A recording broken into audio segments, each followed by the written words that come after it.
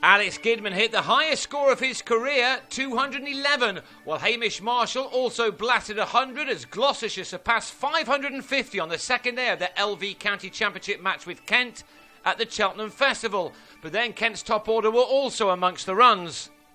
The home side resumed on the second morning on 348 for 3, and the morning followed the same pattern of the previous day with Bat totally dominating ball.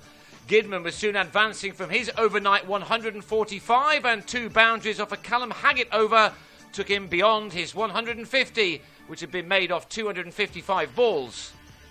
His next personal target was to make full use of the perfect batting conditions by going past his previous best of 176 made against Surrey back in 2009, and the way he was batting, it seemed that there was no way he was going to miss out on that, and sure enough he did ease beyond it. Marshall too settled in, making a steady 25 off his first 50 deliveries, but he then opened up, helping James Treadwell back over his head for the first 6 of the day. That shot came just after Gloucestershire had posted their 400 in plenty of time to earn maximum batting bonus points. Now they needed to get as big a total as possible to try to put Kent under some pressure. They have struggled this summer and are possibly low on confidence after some of their recent performances. A simple single now carried Marshall to his 50 off his 90th ball, and with that done he decided that now was the time for him to play some shots ahead of a declaration later. He began to deal largely in boundaries on a pitch which is perhaps a little too much in the batsman's favour. It's also a ground where you get excellent value for your shots, a rock-hard outfield with not too much of the fluffy stuff left on it after being under the hot sun for a good while now. Once past the infield, the ball was scorching its way across the turf to the boundary rope. As for the surface itself, well, some may tell you that the bowlers would have had more success on the nearby M5. It was certainly not a pitch which any bowler would like to come across too often, not at this stage of the game anyway. Another massive partnership was now being developed by this experienced pair, with Gidman heading towards the previous uncharted territory of a double 100. This maximum off Treadwell took him within just one more big shot of reaching his milestone. A single at the end of the 127th over gave him the strike, and after it hit Ben Harmison for 4, he tucked the ball into the gap at mid-wicket to get the run he needed, and so clearly wanted. For a man who's been part of the county since 2002, this was a wonderful, wonderful moment to get to a maiden double ton right in the heart of the county. It had come off 334 balls with 24 fours and 2 sixes, and he'd become the first double centurion for Gloucestershire since 2004.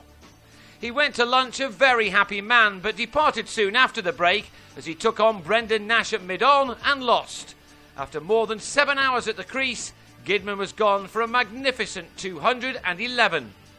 His partnership with Marshall was worth 168. The Kiwi was now joined by Benny Howell, who'd clearly been told to have a hit.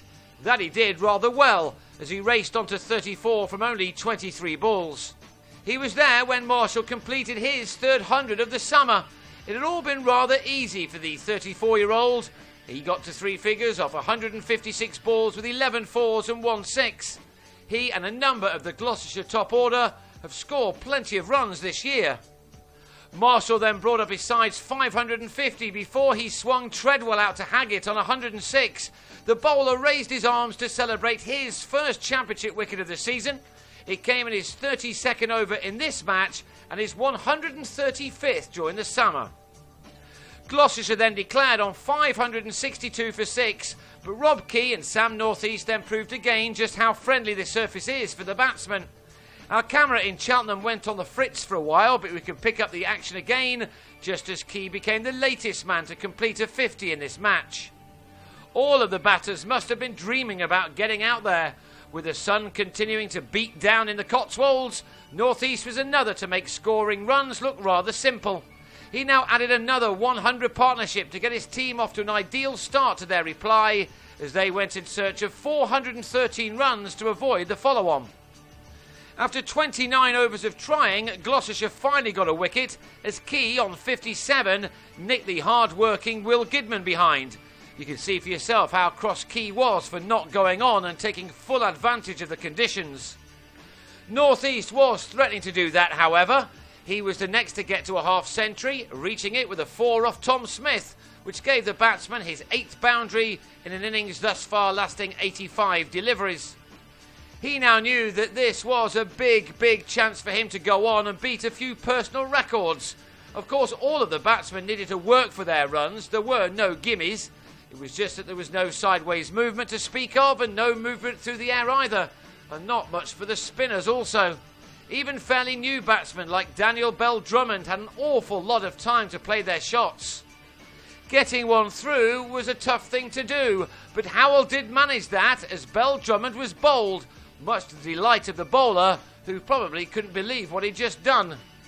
Nash and North East then saw out the remaining 5 overs to take their side on to 165 for 2 by the close, with North East looking good on 79. That leaves Kent still a massive 397 runs behind, but unless this surface changes quickly, they should easily make up the ground on the penultimate day.